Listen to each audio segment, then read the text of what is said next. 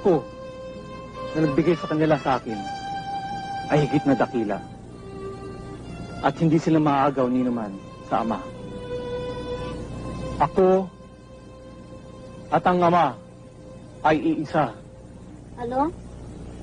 Ikaw at ang Diyos ay iisa? Sinungaling!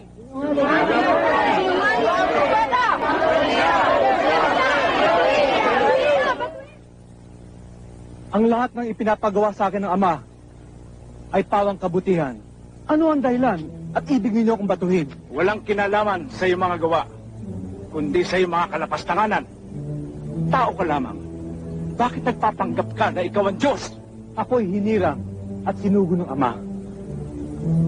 Paano naging kalapastanganan ng sinabi kong ako'y anak ng Diyos? Kung hindi ko ginagawa ang pinagagawa niya sa akin, huwag din niyo akong paniwalaan. Ngunit kung ginagawa ko ang inuutos niya, paniwalaan niyo ang aking gawa. Ako at ang Ama ay iisa.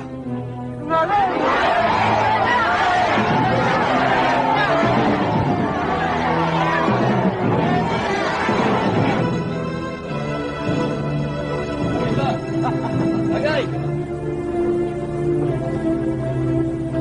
Kaya magpapaalata, mga sundalo.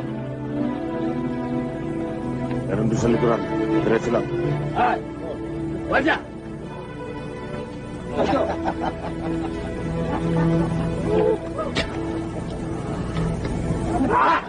Sarap ka mo!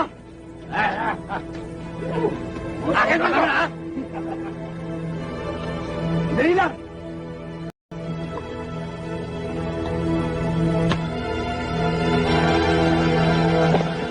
Bebe!